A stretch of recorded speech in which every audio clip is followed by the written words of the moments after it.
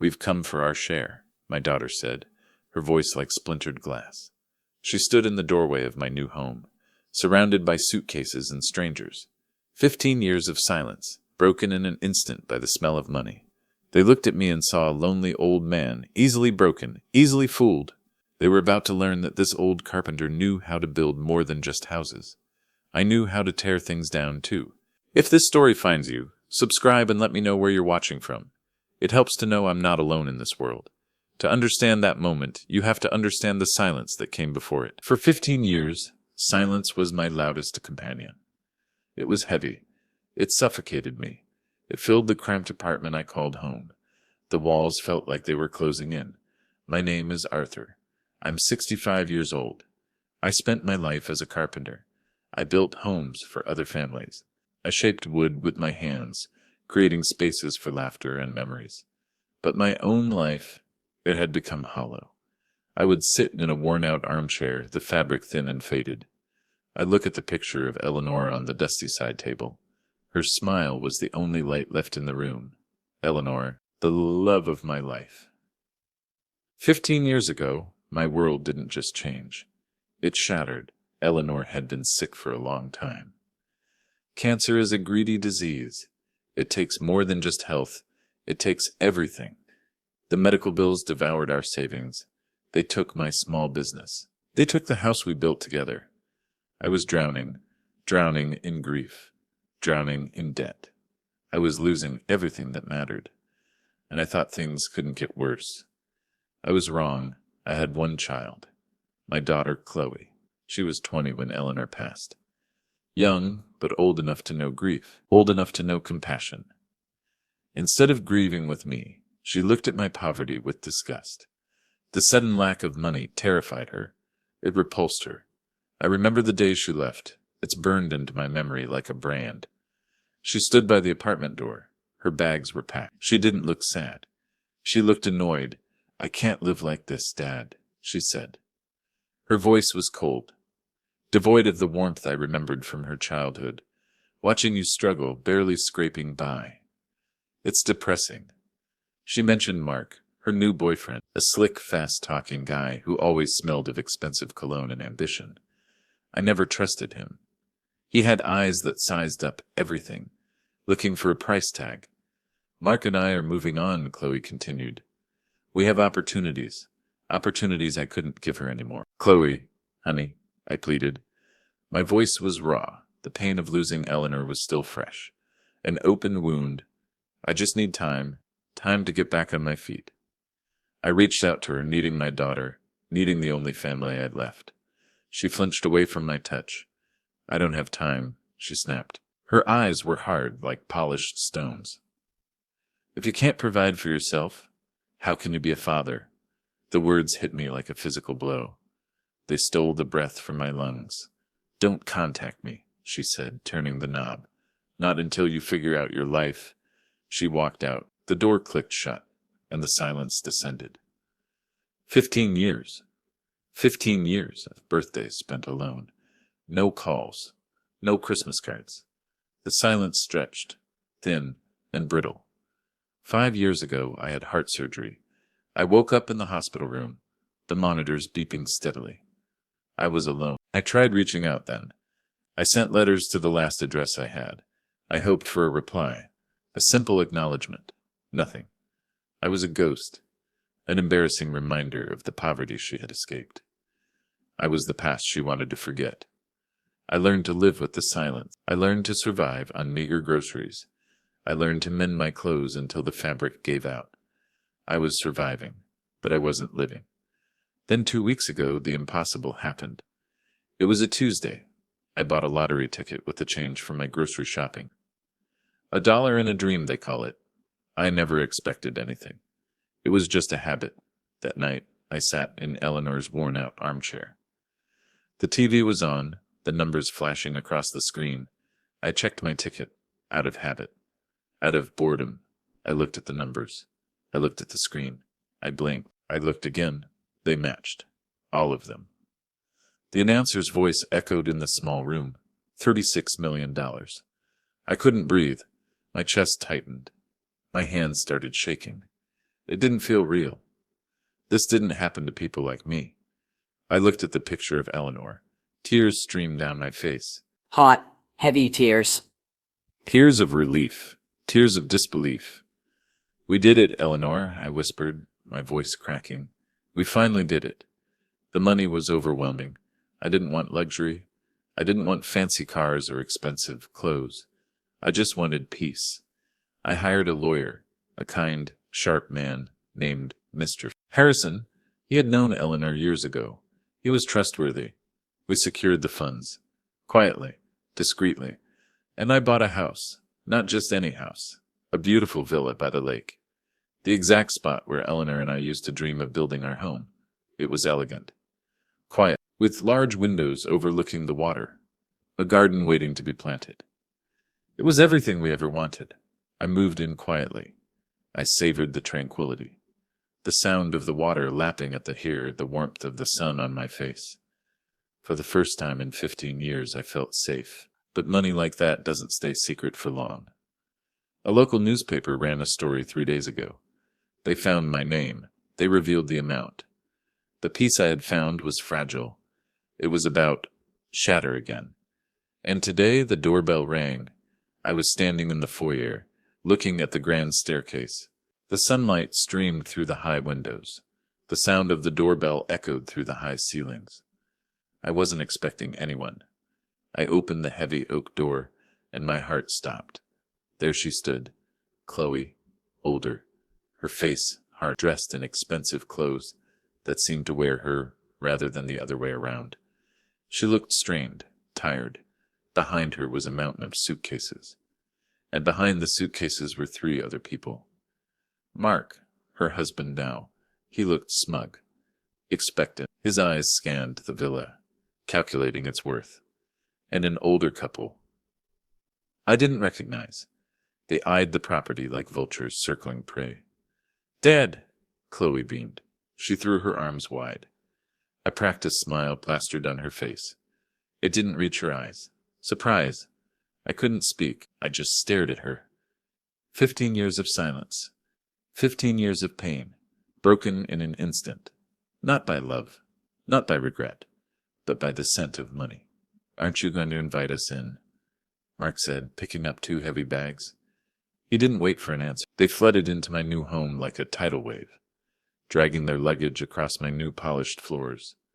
The sound scraped against my nerves. Wow, Chloe said. She spun around in the foyer, looking up at the crystal chandelier. This is much nicer than the pictures online. Good job, Dad. Pictures online. She had been researching my house. My life. The older couple stepped forward. Arthur, I'm Frank, and this is my wife, Susan. Mark's parents, the man said. He shook my hand firmly. His grip was tight, aggressive. We're so happy to finally meet you properly. Properly, as if the last 20 years hadn't happened. Our children decided, Susan added, her voice sickly sweet. We all needed to come together as a family during this exciting time. My mind was reeling. They hadn't just come to visit. They had come to stay. The mountain of luggage confirmed it. This was an occupation. Then Chloe dropped the facade. The sugary sweetness vanished. We've come for our share, she said, looking me straight in the eye. The calculation was clear in her gaze. Cold, hard, my share. As if my life savings were a pie to be divided among strangers. And obviously, she continued, gesturing around the foyer, we're going to need our own rooms. She had already planned the takeover. Mark and I will take the master suite upstairs, she announced. The one overlooking the lake. The room I had chosen for myself, the view Eleanor would have loved.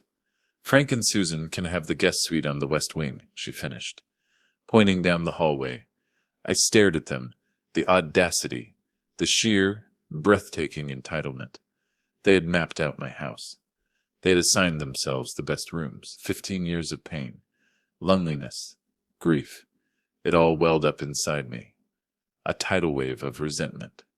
But looking at their expectant, greedy faces, something cold and dark settled in my chest. A resolve I hadn't felt in years. I smiled, slow and deliberate. Of course, I said, my voice calm, measured. Come on in. Let's talk about your share. They didn't see the danger in my smile. They just saw an old man giving in. A weak, lonely old man, grateful for company. They would regret it, but not yet. The next few hours were a blur of chaos and invasion. My quiet sanctuary was shattered. They didn't just move in, they took over. I watched as they explored the house, opening doors, criticizing the decor, staking their claims like explorers planting flags on conquered territory. It started with the kitchen. The kitchen is a bit outdated, isn't it? Susan said. She ran a hand over the granite countertops. I had carefully chosen them. They reminded me of the color of Eleanor's eyes, gray with flecks of gold. We'll need to renovate this immediately, she declared, sniffing dismissively. I'm thinking Italian marble. Much more elegant. Italian marble in a lakeside villa. The absurdity was staggering. Then it was the living room. In this living room, Frank boomed. He sank into the leather armchair I had bought for myself, the one spot where the afternoon sun hit just right, the spot where I planned to read, to rest, to remember. We need a bigger TV, he announced, gesturing at the modest screen I had installed. At least 85 inches. How are we supposed to watch the game on this little thing? I stood by the window, looking out at the lake. I felt like a stranger in my own home, the few belongings I had brought from the apartment. The memories of my life with Eleanor, they were being overshadowed, erased. But the real battle was yet to come, and it started with a chair. I saw Susan examining the armchair in the corner of the living room. It was Eleanor's favorite chair, the one I had painstakingly restored after her death. The fabric was old, worn, but clean. It was the only piece of furniture I truly cared about. This is dreadful, Susan sniffed, poking the armrest with a manicured finger. It smells like old fabric. Mildew, maybe. She turned to Frank. We need to throw this out. It ruins the aesthetic of the room. My blood boiled, a hot, sudden rage I hadn't felt in years. I walked over, my footsteps deliberate on the polished wood floor. That was my wife's chair, I said. My voice was low, dangerous. Susan looked startled by my tone. She wasn't used to being challenged. It stays, I said, holding her gaze. She quickly masked her surprise with a shrug, a dismissive gesture. Fine, she said, her voice tight. But keep it out of sight, maybe in the basement. The basement. She wanted to bury my memories. I didn't move the chair. I left it right where it was, a silent act of defiance. Dinner time arrived, and the expectation was clear. They expected to be served. I'm starving, Chloe announced, dropping onto the sofa. She kicked off her expensive shoes, leaving them discarded on the floor. What's for dinner, Dad? She asked, scrolling through her phone. Did you hire a chef yet? Or should we order something expensive? Lobster, maybe. Champagne. I hadn't even fully stocked the fridge yet. I was planning on having a simple meal, a quiet evening.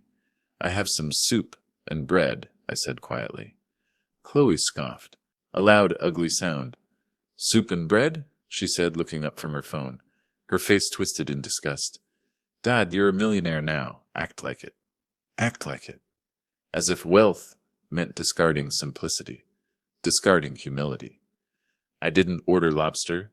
I served the soup. They ate it in silence, their disappointment palpable. That night, I lay awake in a small guest room on the ground floor.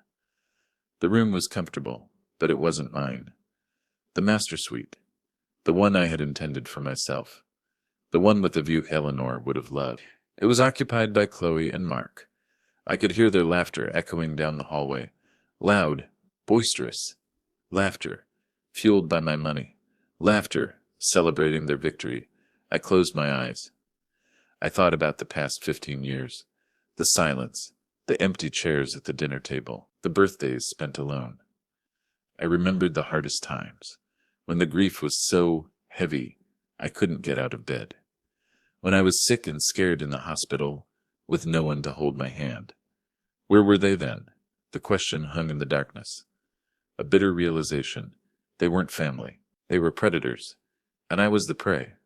But prey can fight back. The next morning, the demands began in earnest. They didn't even wait for breakfast. The smell of coffee usually calmed me. That morning, it felt acidic. Mark cornered me in the kitchen while I was making a pie. He had a folder full of papers, thick, intimidating documents. "Arthur," he said, his voice slick, conspiratorial. "I wanted to talk to you about an investment opportunity." He leaned closer, his cologne overwhelming. "It's a tech startup," he whispered, as if sharing a secret. "Ground floor opportunity. We're talking massive returns." I already knew where this was going. "I need about $500,000 to get it off the ground," he continued, tapping the folder. "With your backing, we can make millions. More than millions." He spoke fast, using jargon I didn't understand, buzzwords meant to confuse, to intimidate. I decided to play along, to see how deep the deception went. "It sounds interesting, Mark," I said, keeping my voice neutral. "But I details, the business plan, the market analysis, the projected returns." Mark stumbled. His confident facade cracked. "Well, the details are complicated," he stammered, his answers vague and contradictory. "It's cutting-edge technology. Proprietary." He was lying, and he was bad at it. His eyes darted around the room, avoiding my gaze. "I'll have my lawyer look it over," I said, taking a sip of coffee. "Mr. Harrison. He handles all my financial affairs." Mark's face fell. The mention of a lawyer spooked him. "A lawyer?" he said, trying to sound casual. "Is that really necessary? We're family, Arthur. We should keep this between us." "Family?" I repeated, the word tasting like ash in my mouth. "Of course, but $500,000 is a lot of money." "Due diligence is important." Mark retreated, the folder clutched in his hand. The first attack had failed, but I knew they would try again. Chloe, sensing the tension, tried a different approach. Emotional manipulation. Later that afternoon, she found me in the living room. I was sitting in Eleanor's chair, looking out at the lake. "Dad," she said, her voice soft, hesitant. She sat next to me, placing a hand on my arm. Her touch felt cold, alien. "Remember when I was little?" she started, her eyes misty, "and used to take me to the park. We were so happy then." She was trying to evoke memories of a time when things were simple, when I was the father she needed. "I miss that. Dad," she whispered, "I want us to be a family again." I looked at her. I saw the calculated sincerity in her eyes, the performance of a loving daughter. "I remember the park, Chloe," I said quietly. My voice was steady, betraying no emotion. But then I twisted the knife. "I also remember sitting alone at your mother's funeral," I said. The words hung in the air, heavy and suffocating. Chloe flinched. "I remember begging you to come home when she was sick," I continued, my voice gaining strength. "I remember the silence when I needed you the most." I looked her straight in the eye. "Where were you then, Chloe? Where was my family?" Chloe pulled her hand back, as if burned. Her face hardened. The mask slipped, revealing the ugliness underneath. "That's not fair," she snapped, her voice rising. "I had my own life, my own struggles." "Your struggles?" I said, incredulous. "While your mother was dying? While I was drowning in debt?" She stood up, towering over me. "You always do this," she accused, pointing a finger at me. "You always play the victim. You drove me with your weakness, your poverty." She stormed out of the room, leaving me alone with the silence and the truth. The house felt suffocating. Their greed was palpable, hanging in the air like a thick fog. I needed air. I needed space. "I'm going for a walk," I announced to no one in particular. I walked along the lake shore. The water was calm and serene, a stark contrast to the turmoil inside the villa. I needed to think. I had let them in. Part of me, the lonely old man, had hoped, foolishly, that maybe, just maybe, there was some genuine affection behind their sudden reappearance, some regret for the lost years. But there was nothing, just cold, calculated greed. I was planning to call Mr. Harrison to figure out how to get them out, legally, quietly. But then something happened that changed everything, a revelation that turned my confusion into clarity, my anger into rage. As I walked back towards the villa, the sun beginning to set, I saw Mark. He was standing on the porch, hidden behind a large pillar. He was on the phone, his voice low, agitated. I stopped, hidden behind a large oak tree, and I listened. No, you don't understand, Mark hissed into the phone. His voice was desperate, frantic. I need more time. The foreclosure cannot happen on Monday. Foreclosure. The word hit me like a punch to the gut. We have nowhere else to go, he continued, his voice cracking. My parents' house is already gone. We put everything into that last failed venture. They were broke, all of them. Frank and Susan, too. The expensive clothes, the smug attitude, the demands. It was all a facade. A pause. The person on the other end of the line was shouting. I could hear the muffled voice even from where I stood. I know $200,000 is a lot, Mark pleaded, but I'm good for it. The old man just won 3. He's sitting on a gold mine. I just need a few days to convince him. The old man, that's all I was to him. A mark, a target. Then I heard Chloe's voice. She had joined him on the porch.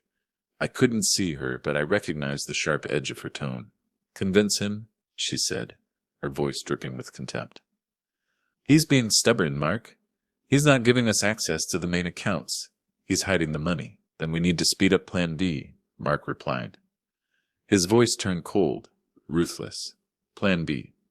What was Plan B? The incompetency angle, he said, confirming my worst fears. He's old. He's frail. He's clearly confused by the sudden wealth. They were trying to take control of my money, my life. We need to get power of attorney, Mark continued, his voice gaining confidence. We need to convince a judge that he can't manage his own affairs. Exactly, Chloe agreed. My own daughter, plotting against me, plotting to steal my freedom. We are protecting him from himself, she said, the hypocrisy staggering. And protecting our inheritance. We just need to document his confusion, his forgetfulness. It shouldn't be hard. He's already showing signs of dementia. I stood there, frozen. The truth hit me like a physical blow. It was worse than I thought. They weren't just greedy. They were desperate. And desperate people are dangerous. They weren't just here to share my wealth. They were here to steal my dignity, my life, to lock me away in a nursing home, drugged and forgotten, while they spent my money. My anger turned into something colder, sharper. This wasn't just about betrayal. This was a calculated attack, a war, and I was going to fight back. If this story has your heart racing, make sure to hit the like button and subscribe. Every click helps us keep uncovering stories that deserve to be heard. I walked back into the house, my mind clear, my purpose solidified. I knew what I had to do. I had to play the part they had written for me. The frail old man, the confused millionaire. I had to become the victim they wanted to see. I went straight to my study and locked the door. I called Mr. Harrison. Arthur, are you all right? He asked, his voice concerned. No, I'm not, I said, my voice shaking with rage. They are trying to have me declared incompetent. They are trying to get power of attorney. I explained everything, the overheard conversation, the foreclosure, the desperation. Plan B. Mr. Harrison was furious. His calm, professional demeanor cracked. That's despicable, Arthur, he said, his voice tight with anger. That's elder abuse. Fraud. What do we do? I asked, feeling a flicker of hope. We fight this, he said firmly. But we need evidence, undeniable proof of their intentions, their conspiracy. Can you record them? He asked. A slow smile spread across my face. Yes, I said. Yes, I can. When I bought the villa, I had installed a security system, high-definition cameras and microphones in the main living areas, discreet, almost invisible, installed for safety. Now, they would be used for justice. I activated the system. Every word, every ejim, now recorded, archived. The next few days I became the man they wanted to see. I became the performance of a lifetime. I acted frail. I stumbled occasionally, catching myself on the furniture. I forgot names. Calling Mark Mike, calling Susan Sarah. I misplaced my keys, patting my pockets frantically. I let a tremor enter my hands when I picked up a glass, the water sloshing over the rim. It was surprisingly easy and utterly heartbreaking to see the satisfaction in Chloe's eyes when I messed up, the smug look she shared with Mark when I pretended to be confused. They thought they were winning. They thought their plan was working perfectly. But while they were busy orchestrating their takeover, I was busy gathering evidence. I was recording everything, every insult, every demand, every detail of their plot. They were getting bolder, more aggressive. Their desperation was growing. Mark cornered me in the study again. A few days later, he had a new set of papers, the power of attorney documents. "Arthur," he said, his voice firm, authoritative, "you need you to sign these. Just standard financial documents. To protect you." He placed the documents on the desk. He handed me a pen. I took the pen, my hand shaking violently, a performance worthy of an award. As I leaned forward, pretending to struggle with the signature, I accidentally knocked over the ink bottle on the desk. The black ink soaked the document, spreading like a stain across the pristine white paper. "Ruining them," Mark cursed loudly, a string of profanities that echoed in the quiet room. He pulled the dripping papers away, his face contorted with rage. "You clumsy old fool," he yelled, losing control. "Do you realize how much these cost to draw up?" I apologized profusely, cowering in my chair, hiding my smile. It was all recorded, the rage, the insult, the evidence mounting. Frank and Susan decided to try a different approach. Intimidation. They found me in the living room, late one evening. They sat opposite me, their faces grim. "Arthur," Frank said, leaning forward in his chair, his voice low, menacing. "You're an old man. Managing this kind of money is complicated, stressful." He let the words hang in the air, a veiled threat. "You need protection," he continued. "You are vulnerable. People might try to take advantage of you." The irony was staggering. "We know what's best for you," Susan added, her voice sharp, like a razor blade. "We're your family. We have your best interests at heart." She leaned closer, her eyes cold. "It would be a shame," she whispered, "if something happened to you because you were too stubborn to listen to your family. Accidents happen all the time." The threat was clear, undeniable, recorded. Chloe realized that Mr. Harrison was the main obstacle. She decided to try and isolate me. "Dad," she said, the next morning, her voice dripping with fake concern. "This lawyer of yours, Mr. Harrison, I don't trust him." She sat next to me at the breakfast table, her expression earnest. "I think he's taking advantage of your confusion," she whispered. "He's charging you exorbitant fees. He's isolating you from your family." She was trying to remove the one person who was protecting me. "We need you to fire him," she said firmly. "I have a friend, a family lawyer. He's much better. He understands family dynamics. A lawyer who would rubber stamp their takeover." "I like Mr. Harrison," I said weakly, playing my part. "He was your mother's friend." Chloe sighed, frustrated. Her patience was wearing thin. "Dad, you're not thinking clearly," she snapped. "We are trying to help you. Why are you fighting us?" Recorded, every word. It was time. The evidence was overwhelming. The charade had served its purpose. It was time to end this. "Chloe," I said, my voice suddenly strong and clear, the tremor gone, the confusion vanished. She looked startled by the change in my tone.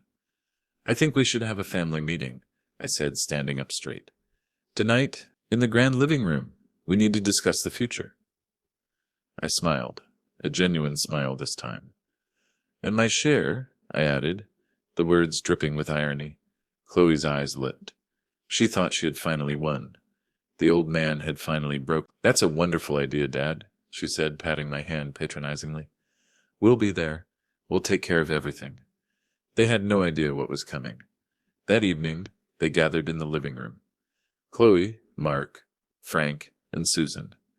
They were dressed up, as if attending a celebration, a victory party. They were smiling, whispering to each other, already dividing the spoils in their minds. The atmosphere was thick with anticipation and greed. I sat in my favorite armchair, Eleanor's chair. Facing them, I felt a strange sense of calm. The anger, the betrayal, the heartbreak, it was all still there. But underneath it was a solid foundation of resolve. Justice. Thank you for coming, I started, my voice calm, measured. It's been eventful having you here. I let the understatement hang in the air. I realize that this sudden wealth is a big change, I continued, and we need to make sure everything is handled correctly. Fairly. They nodded eagerly, their smiles widening, their greed barely contained. We've drawn up the papers, Dad, Chloe said brightly, her voice triumphant. We think it's fair if we split the money equally. Equally. 5 ways. $7.2 million each, she announced, as if bestowing a gift. And we will manage the estate for you, of course, to take the burden off your shoulders, to take control of my life. Mark slid the folder across the coffee table. Thick, heavy documents, the culmination of their plot. It's all there, he said, his voice smug. We just need your signature, Arthur, and we can start living the life we deserve, the life they thought they deserved. I looked at the folder, but I didn't touch it. I looked at each of them in turn. Their eager, expectant faces. The time for performance was over. The time for truth had come. I know about the foreclosure, I said quietly. The words landed like a bomb in the silent room. The smiles froze on their faces. I know about the debts, I continued, my voice gaining strength. The failed investments. The $200,000 you owe. The fact that you're all broke and have nowhere else to go. The silence in the room was deafening. The shock palpable. And I know about Plan B, I said, my voice cutting through the tension. The incompetency scheme. The plot to steal my fortune and my freedom, the dementia claims. Chloe turned pale. Mark looked like he was going to be sick. How dare you? Frank roared, standing up, his face red with rage. How dare you spy on us in your own house? Sit down, I said. My voice was not a request. It was an order. The voice I used on construction sites when someone was about to do something dangerous. The voice of authority. Frank hesitated. Then he sat down. Defeated. You want to know what you're entitled to? I asked, my voice dripping with irony. Fine. I'll show you. I picked up the remote control, and I turned on the large TV Frank had complained about. The 85-inch screen he coveted. The screen flickered to life. It showed the study. A few days ago, high-definition vivid, crystal-clear audio. Mark, standing over me, his face contorted with rage. The ink spilled on the desk. You clumsy old fool! His voice echoed in the room. Do you realize how much these cost to draw up? Chloe gasped. Susan covered her mouth. I pressed another button. The scene changed. The living room, late at night.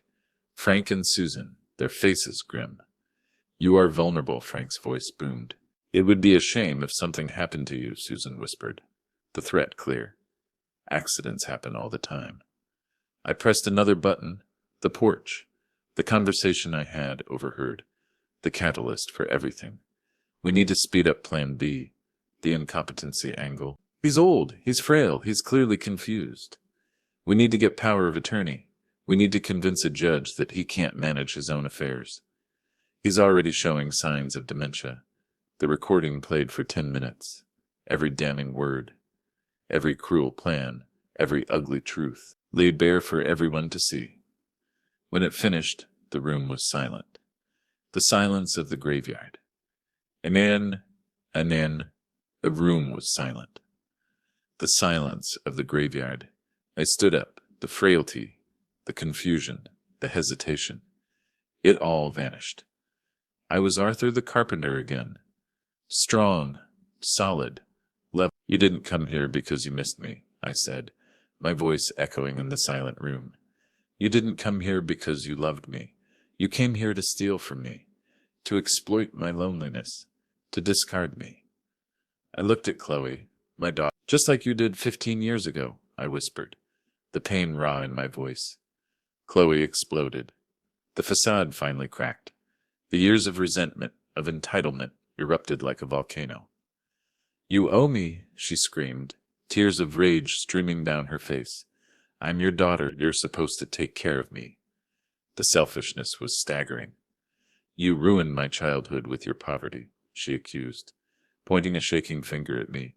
"And now you're ruining my adulthood with your selfishness." "I took care of you with everything I had," I said, my voice trembling with emotion. "I gave you everything, and then you left. You abandoned me. The ultimate betrayal. You ignored me when your mother was dying," I continued, the words choked with grief. "Mom would have wanted me to have this," she shrieked, invoking Eleanor's name. The final insult. She understood me. She loved me.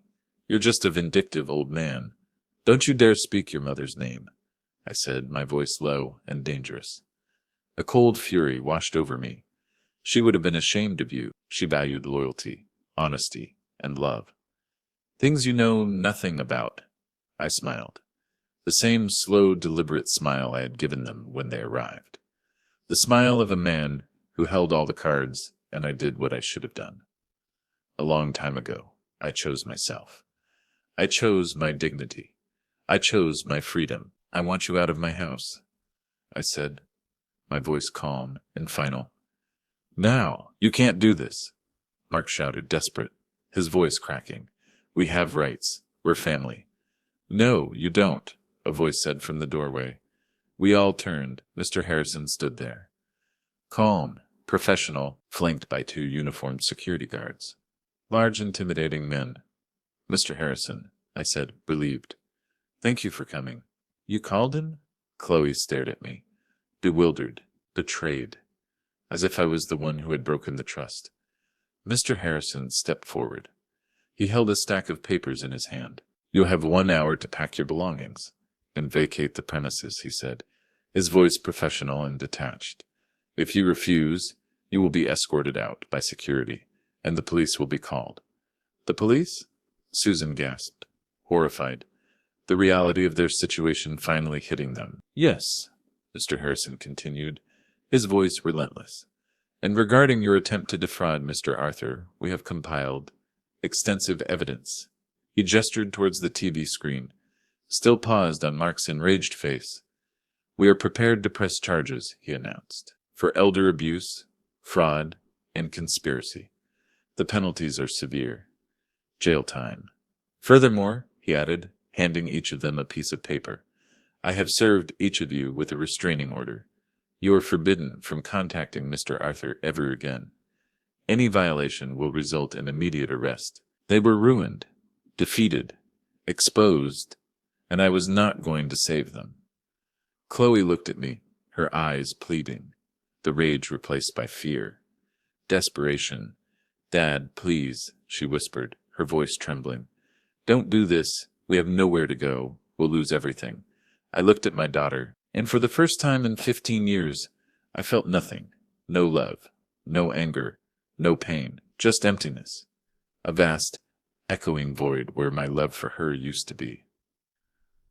"You made your choices, Chloe," I said, my voice heavy with finality. 15 years ago, you chose money over family, ambition over loyalty. I gestured around the villa, the symbol of everything she coveted. "Now you have neither," I said. "You should have thought about the consequences before you tried to destroy me." The consequences were here, and they were devastating. The next hour was chaos, a frantic scramble. They packed their bags, shouting accusations, crying, begging, a symphony of despair. I watched them, detached, a spectator in my own life. The security guards supervised them, making sure they didn't steal anything, making sure they left. Frank tried to argue with the guards. They didn't even flinch. Susan sobbed, hysterically, clutching her expensive handbag like a life raft. Mark was silent, his face pale, his eyes hollow. Chloe was the last one to leave. She stopped at the doorway, looking back at me, her face stained with tears. "I hate you," she whispered, the words choked with emotion. "I know," I said, my voice calm, "and I don't care." She walked out. The heavy oak door closed behind them.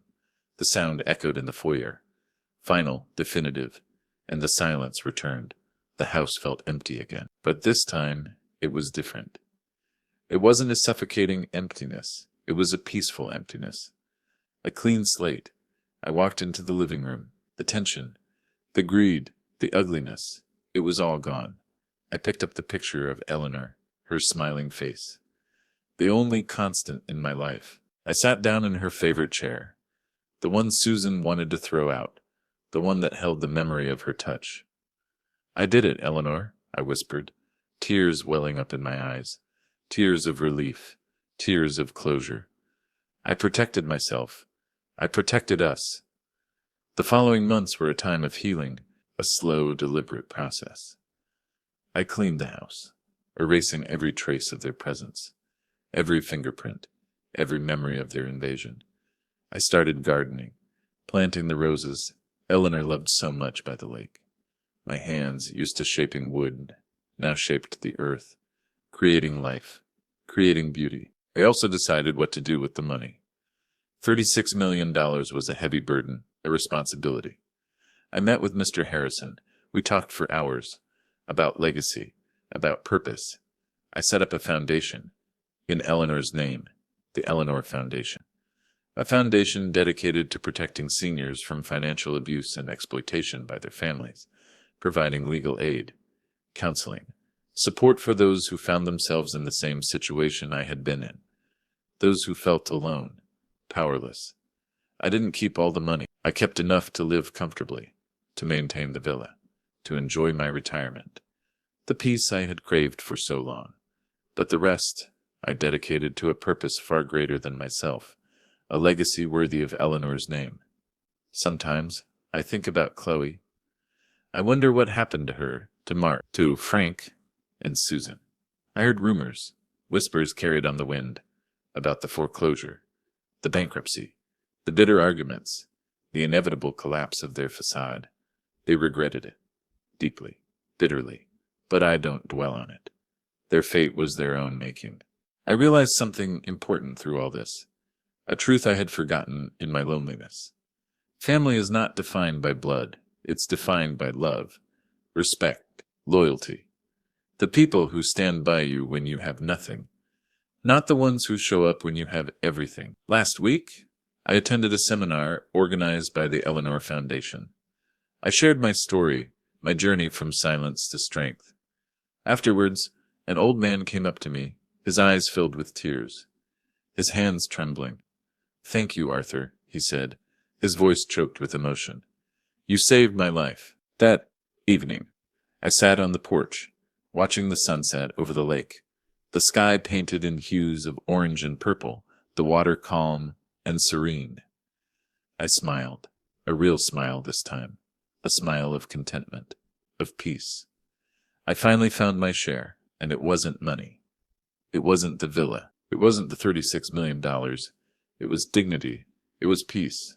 And it was the knowledge that I had turned my pain into purpose, my betrayal into a legacy. I was finally home. Thanks for listening.